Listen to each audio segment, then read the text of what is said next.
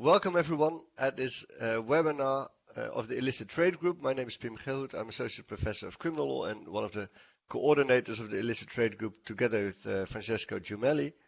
And today we're having a webinar with the title A Data-Driven Approach for the Detection of Illicit Accounts on the Ethereum blockchain.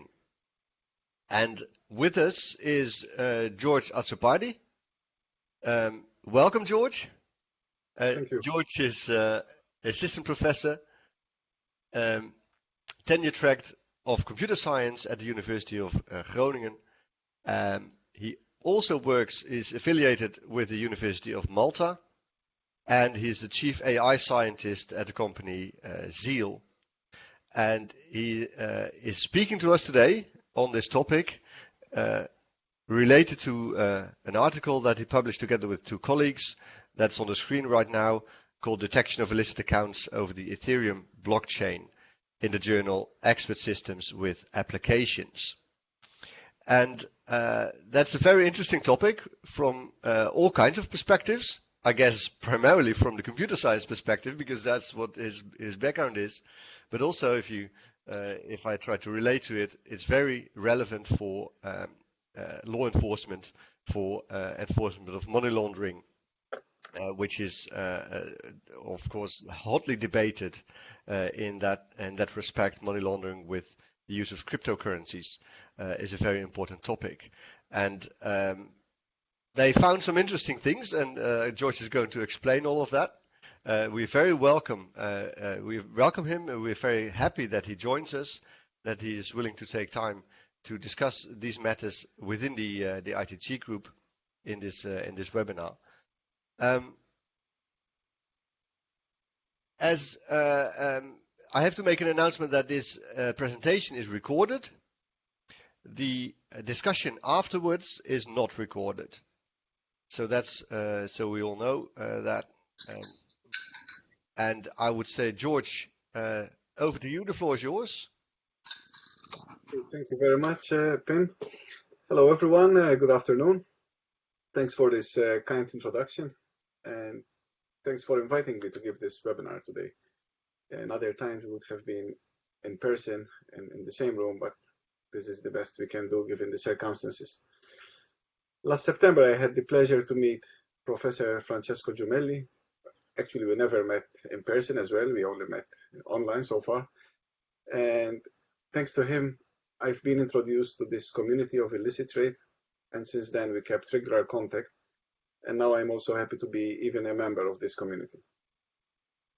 So, yeah, as you said, my name is George Azzopardi, and I'm assistant professor in a tenure track, not tenure tracked yet, still tracking, at the Bernoulli Institute within the Information Systems Research Group.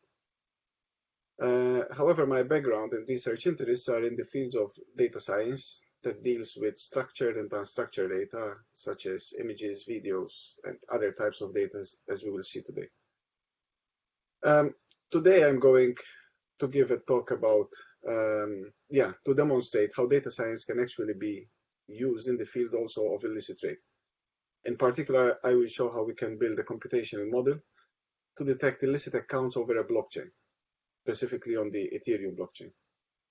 This talk is based on this paper that I share with you here, which has been co-authored with two other co-patriots. Actually, this is the only paper I have where all the authors are from Malta. Stephen came to Groningen 2 or 3 years ago to read his master's here. And we arranged a project together with my collaborator in Malta, Joshua Lul, who is the director of the Center for Distributed Ledger Technologies at the University of Malta. All right. So here we have the agenda for today. I'm going to start with some background on what trading and blockchain is, first of all, before we move on to the method that we propose for this problem. After that, I present the results that we achieved and give some insight that we obtained by the study on the most important features, and eventually we conclude with some recommended future work and potential stakeholders. Okay, so let's kick off with some background. Digital transactions and blockchain. Well, you're all familiar, of course, with the digital economy, which involves trusted authorities such as retail banks, central banks, and hence governments. The structure forces us to trust that our transactions are being processed properly by such authorities, and also we have to trust that they do it with respect to security and privacy. These authorities have therefore access to determine the owners because, well, they input the data of the owners of the account, so they have access to all the information. And therefore they can use this information to fight illegal activity. Okay, then there comes blockchain, which has been a disruptive technology in various industries, also including the digital economy. So what is blockchain? Well, blockchain is a technology that allows transactions, any type of transactions, including financial transactions, but by bypassing third parties. So any person can transfer money to any other person without involving a bank or any other authority. This technology allowed the creation of what we know nowadays as cryptocurrencies. I'm sure everybody is familiar by now with Bitcoin and other cryptocurrencies. So what made blockchain so popular? Made it so popular? Well, essentially, blockchain is a distributed ledger system, which is also public. And as I said earlier, it doesn't need a third party. So this means that on a technical level, any person with a wallet, like a virtual account on a blockchain, can make a transaction to any other person without involving a bank. The ledger is public, so everybody can have a copy of that ledger, but the account holders are anonymous, or pseudo-anonymous, actually. We call it pseudo-anonymous because if at some point the name of a user behind an account address is revealed, then all the past transactions will be associated with that user. One of the most important features in blockchain is what is known as immutability. This means that once a transaction is verified and completed, then it can never be changed or removed. It will stay on the blockchain forever. This is implemented with the use of cryptographic hash functions that are computing from the content of the transactions. Well, in theory, if there is an individual or a group of individuals who may gain access to the majority control of the network, of more than 50% of the network, in theory they can do changes, but in practice this is impractical. So the immutability, anonymization, and the fact that we can bypass third parties, that we don't even need them, have made blockchain very attractive for cryptocurrencies because they have instilled end users, with a sense of trust, especially the anonymization aspect. Okay, here we have the benefits of blockchain. I think I already mentioned them, but there is one more thing. The first one, which is known as smart contracts. Well, we all know about Bitcoin, which was the first cryptocurrency and which popularized also blockchain. But Bitcoin doesn't have the functionality of smart contracts. It was Ethereum actually that introduced this functionality. A smart contract is a program that is used to implement some business logic. And what is also interesting about smart contracts is that they are also immutable. So once they are deployed on the blockchain, nobody can change them as well. And yes, I already mentioned that it facilitates direct transactions between any two parties in a trustworthy and secure manner, as there are no third parties involved. And the last point is that all data is stored in the form of an immutable database.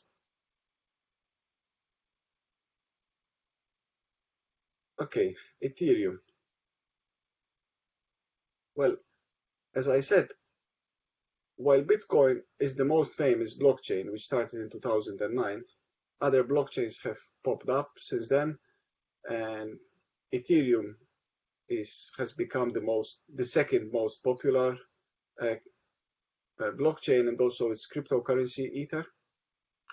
Bitcoin only serves one function, it is only a store of value. But then Ethereum, which was introduced in 2015, it was inspired by Bitcoin. Well, all cryptocurrencies essentially were inspired by Bitcoin, but it upgraded upon Bitcoin with the addition of smart contracts. And this introduced sufficient flexibility that gives its blockchain network limitless potential. Okay, let's see some properties about Ethereum now. So we have the Ethereum state, which is composed of objects, or as better known as accounts, externally owned accounts and contract accounts. I will explain this in the coming slide. Then we have the state transitions, which include the validity and structure of transactions. A transaction can have a digital currency of value or other information, because blockchains are not only used for cryptocurrencies, but they can be used for other purposes in logistics and supply chain, etc. So in those type of transactions, we do not have a currency value, but we have other information. And they also include a transaction-related fee in terms of gas. It also uses a sophisticated data structure known as the Merkle-Patricia tree to store all the key value pairs in the Ethereum. A key value pair is the public address of an account and its balance. But without going into the technical details, I simply say that this data structure enables us to verify the data integrity, even when we do not have access to the full blockchain state, if we want to use a thin client, for example, on our machines. Okay, some information about the types of accounts that we can find on Ethereum. I already mentioned we can have what are known as externally owned accounts or contract accounts. Well, externally owned accounts in Ethereum are the identifiers with which a user can interact with the system. We can consider them as the traditional accounts that we open in banks, but you open such an account on the Ethereum. However, unlike a traditional system in which accounts are created by a central authority and have the facility to check for clashes in the identifiers, this cannot be done in Ethereum, as we do not have a central authority. We need a way in which identifiers can be generated in a decentralized way. Externally owned account is nothing more than a public-private keeper. Then we have contracts or smart contracts, as are also known, and these are the identifiers to the code that is running on the blockchain. Then each account has these four main properties. There is the Ether balance, which is the value in terms of the currency Ether. Nonce is the number of transactions sent by that account. The contract code hash relates only to contract type of accounts, and it is the identifier to where the code is running. And storage is the identifier to the storage of the account in the Merkle-Patricia tree.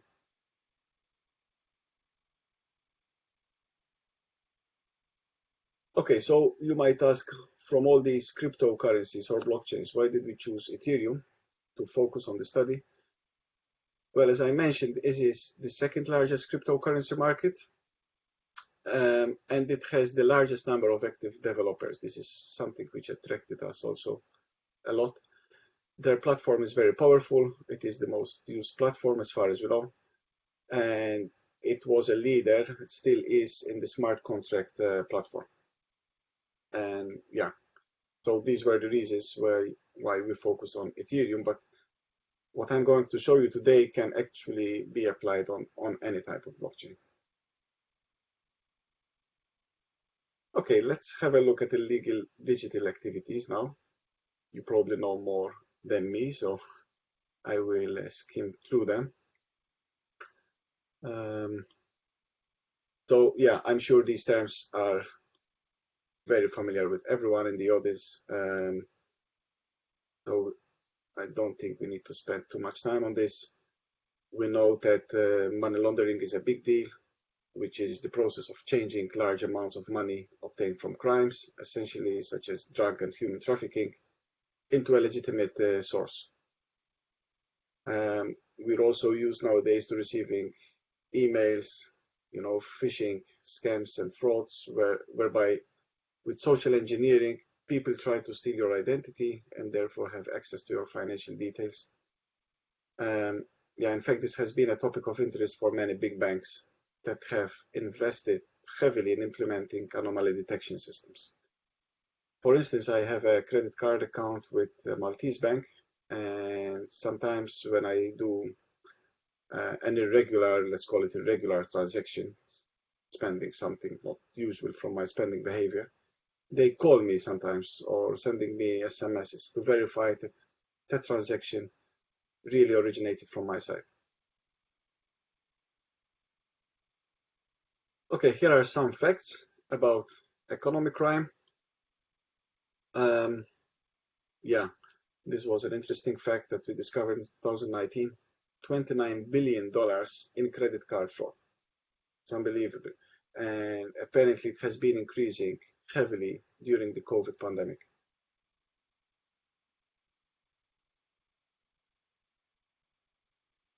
Okay, as you can imagine, same or similar crimes are also going on in the cryptocurrency market. So we need similar mechanisms to be able to detect such illegal behavior. So here are some types of illegal activity that have been discovered on the Ethereum. Well, probably the most popular one is the smart contract Ponzi schemes. Well, essentially, a Ponzi scheme is a form of fraud where a con artist creates the illusion of a legitimate, profitable product or service and promises, high returns for little risk. So this artist then pays the earlier investors from new investors, and they therefore require a constant flow of new money to survive. And then when it becomes hard to recruit new investors, or when large numbers of existing investors want to cash out, these schemes tend to collapse completely. And as a result, of course, most investors end up losing all their money. All right, here's an example from the internet. Again, I'm sure that you also receive such notifications on Twitter and emails, you name it. So yeah, be careful how to react to such notifications. Okay, next topic, reviewing transactions and big data. So how are banks dealing with this? It is unbelievable also to discover that most of the processing is still done manually. In fact, in 2017, CyberSource reported that 79% of North American businesses conduct these reviews manually, which, as you can imagine, takes a lot of time, money, resources, and it would also lack consistency. I guess people doing this cannot be consistent throughout the whole process. So some more facts here. Traditional transactions in 2017, there were more than 1,500 transactions per second by Visa, for instance, and almost 200 billion mobile payments in 2016. So you can imagine the amount of data we are dealing with here.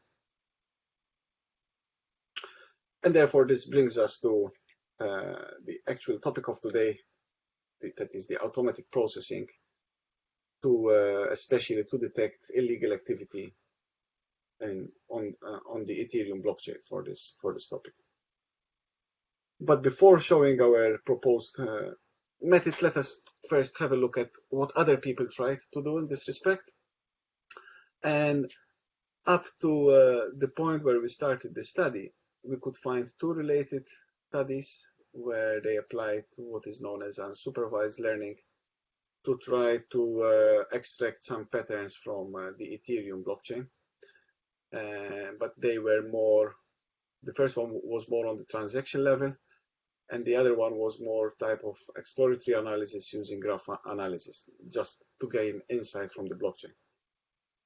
So as far as we know, until the time we started the study, there were no studies that addressed the same question that we are interested in.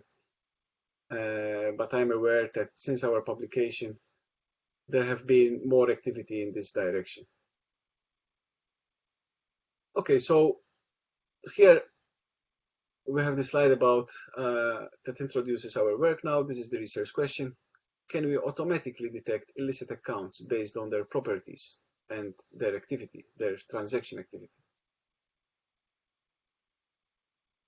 Well, this diagram illustrates the main components in our proposed solution, which I will use to walk you through in the coming slides. So we start by first acquiring a data set of accounts that are already labeled by the community. Then we extract some features from these accounts.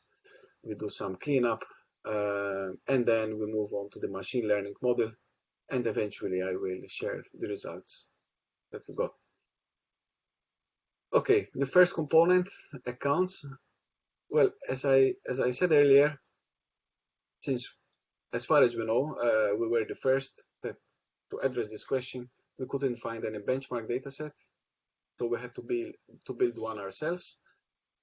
Luckily, there is this Etherscan database from which we could extract existing accounts.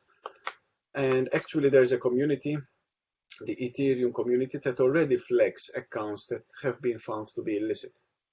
And up to the 17th April 2019, there were 2,179 of such accounts, and we downloaded them all to be part of our dataset. These accounts were flagged as illicit for one of the following reasons.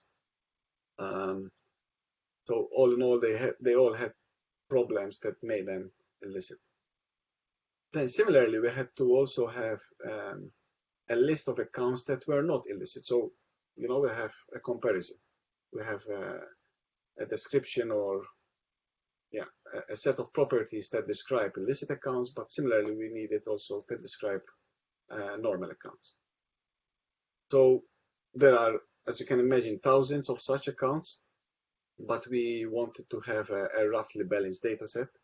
So first we downloaded 3,000 accounts, but it turned out that some of them were actually duplicated. So in the end, we only used 2,502 of such accounts.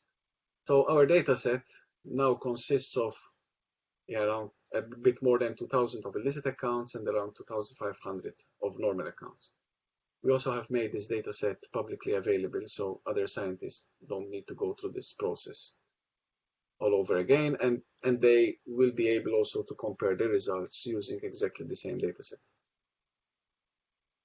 Okay, then for each of these more than 4,000 accounts, we wanted to download the transactions, all their transactions. However, there was one limitation. We could only retrieve up to 10,000 transactions from each account, but we thought this is enough. So we downloaded the latest 10,000 transactions of all these accounts where it was possible. Some accounts had less than 10,000 transactions, and that wasn't a problem. Okay, then the next step was to extract the features. So in our paper, we have the full set of 42 features that we identified. Here we have, I give example of 6 of them. Things like the average time between transactions, for example, the minimum value received, the number of unique accounts with which an account is interacted with, and so forth. So we identified many properties from the accounts, and we extracted all of them from all these accounts that we downloaded. Then we wanted to, have explored the data set by doing some exploratory analysis. And the first thing that comes to mind is to plot your data. But because we have 42 dimensions, this is impossible to plot. So we applied some dimensional reduction technique. You might be familiar maybe with principal component analysis. but another technique which uses non-linear combinations is known as TSNE. And here I have two plots of the reduced dimensions. The first one on the left is showing only 2 dimensions, and the colored data points indicate the classes, the 2 classes that we have, the normal accounts and the illicit accounts. And besides these 3 blobs, red blobs, the other data points overlap heavily with each other. So as you can imagine, it's very difficult to find, to draw a line to be able to distinguish the 2 classes in a very simple way. And on the right, we have, well, the same data, but plotted using 3 dimensions. So here we reduce the 42 dimensions to only 3 dimensions. And again, here we see how much overlap there is between the 2 classes. So it's almost impossible, or impossible even, to find a plane to separate the 2 classes of data. So yeah, this made us realize that this problem is not trivial, and we need a sophisticated machine learning approach to be able to help us with this. Okay, so, well, machine learning is a big field nowadays. It has been growing exponentially in the last few years, and there are many methods that can be investigated. So we had to make a choice, and we decided to go with this, what is known as XGBoost classification model. And I will try to explain it on a conceptual level in the coming slides. So these are the main components of this method.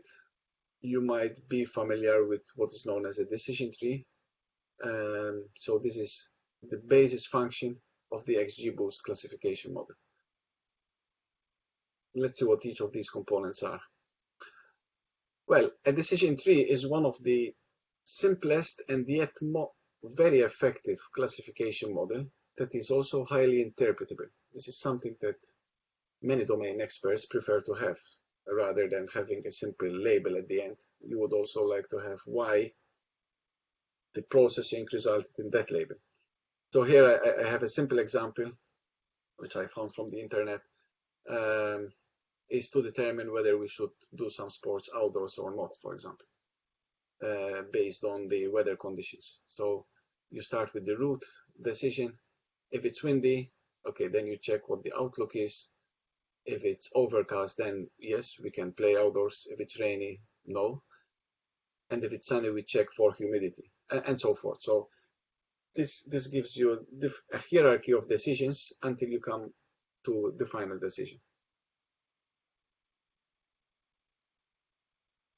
Then comes bootstrap aggregating, or bagging for short. So here what we do is, from the same training set, a training set is a data set that is labeled.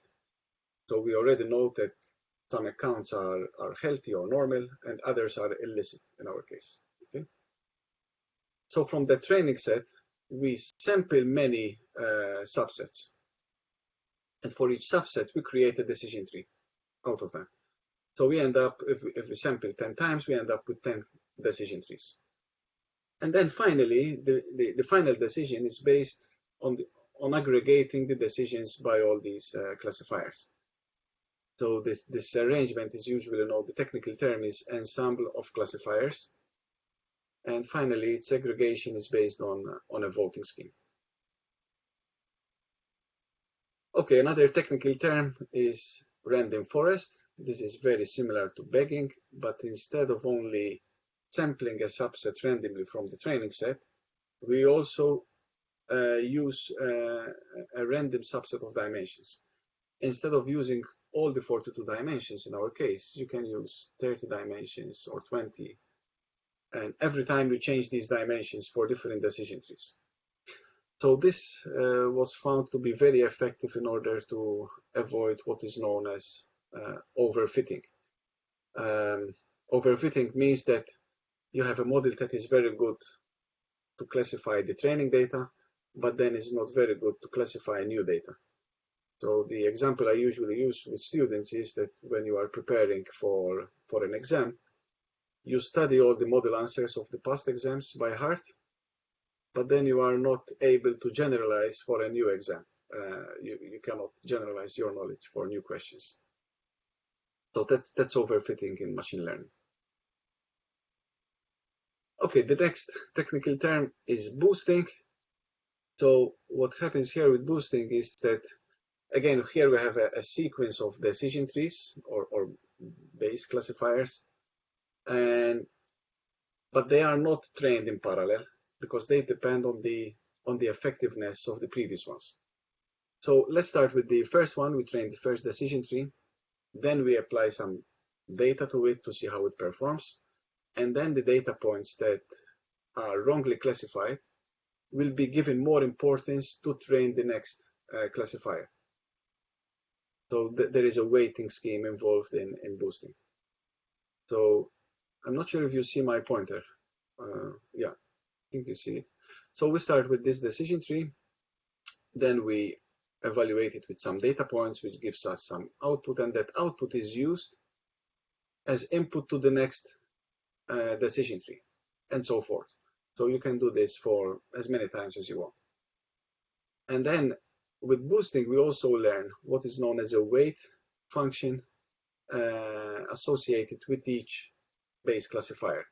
So the process is not completely democratic anymore. We do not give equal vote to every classifier, but one classifier may be more important than others.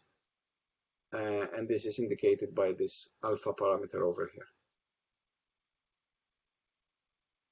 Okay, and the last component, well, this is something more technical, gradient boosting. It's based on the gradient descent algorithm, which is used to determine the hyperparameters of the algorithm. But we do not need to go into that technical detail. Okay, so for us, XGBoost, we thought it's a very suitable algorithm for this application at hand. And this is what we apply to our data. Now let's have a look at the results. I think,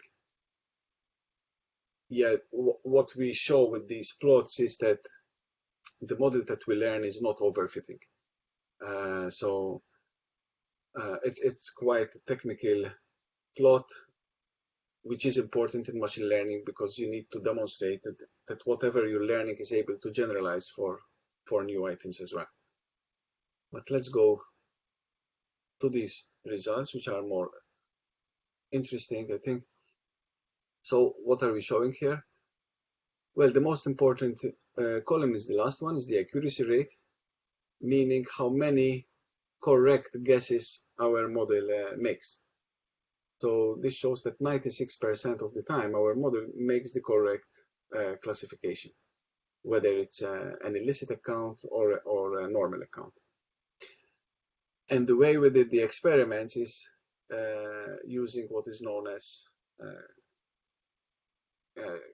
k-fold cross-validation, meaning that we split our data set into a number of subsets. So in the first one, where we use 3 folds, so we split the data set in 3 subsets, and we use 2 subsets as the training data and 1 subset as the test data. And we iterate by giving the opportunity for each subset to be a test subset. So this is a standard procedure in data science to make sure that your model is not biased towards a certain proportion of your data set. And we did this experiment using different values for k-fold cross-validation from 3 to 10. And what was interesting is that no matter how many folds we use, the results remained consistently around 96%. So this gave us more confidence that our method is indeed very promising for this application. And the other values in the second and the third columns are hyperparameters of the XGBoost algorithm. Okay, so here is what is known as a confusion matrix, which essentially consists of 4 values: the number of true positives, false negatives, and true negatives. Let us try to interpret some of them. For example, if we look at the top left corner, a value of 245, this means that our model predicted 245 to be normal accounts, and indeed they were normal accounts. So they were true positives. And on the bottom right corner, we have 211 as a value, which again is a match between what our model predicted as illicit and what was indeed illicit. And in the off-diagonal, values 6 and 7 are the true positive, the false positives and the false negatives. So the value 6, the model predicted 6 accounts to be illicit, but in fact they were normal accounts. And in contrast, our model predicted 7 accounts to be normal, but in fact they were illicit. Okay.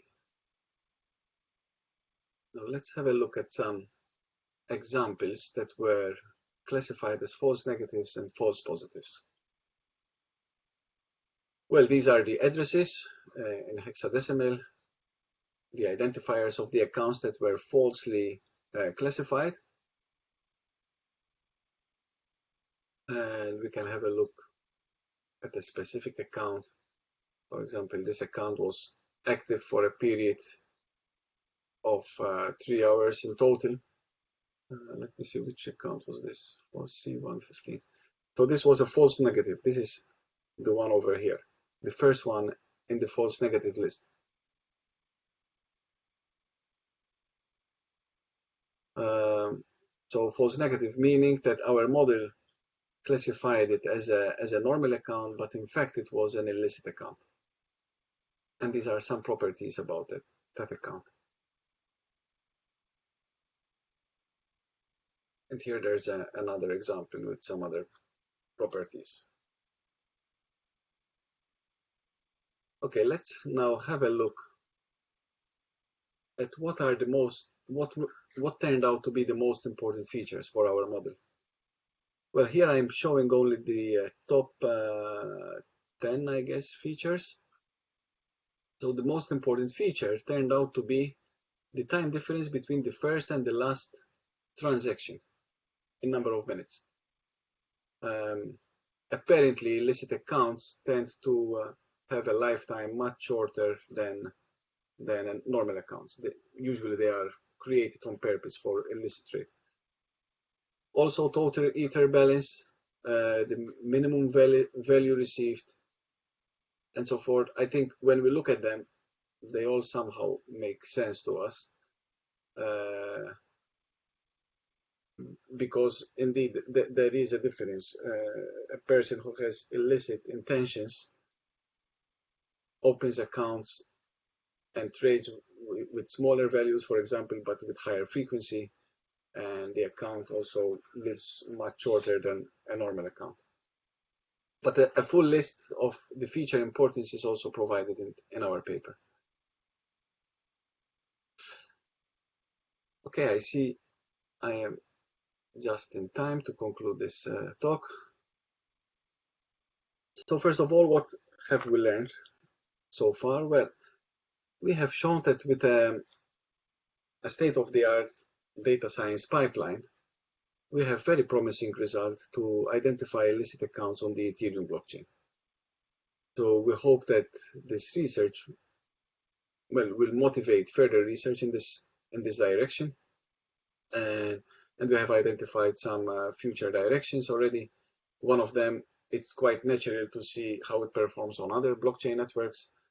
And we are also interested to see how it can perform on a transaction level. On a transaction level, meaning that even if you have a normal account, maybe only one transaction of that normal account was used for illicit trade. Yeah, we are also interested to see if we can use other features that we haven't looked into yet, and explore other techniques as well. Potential stakeholders. Well, I guess this is the list of stakeholders that we can have: governments, banks who are interested in cryptocurrencies, you name it. I think this concludes my talk for today. yes, I mentioned that our dataset is online. We're using the Dataverse NL repository, which is supported by NWO and KNAW. Yes, that is it. Thank you for your attention, and thanks again to my co-authors, Stephen and Joshua, for their great efforts in this work. Well, thank you very much, George, for this fascinating talk. You opened a whole new world for, at least for me.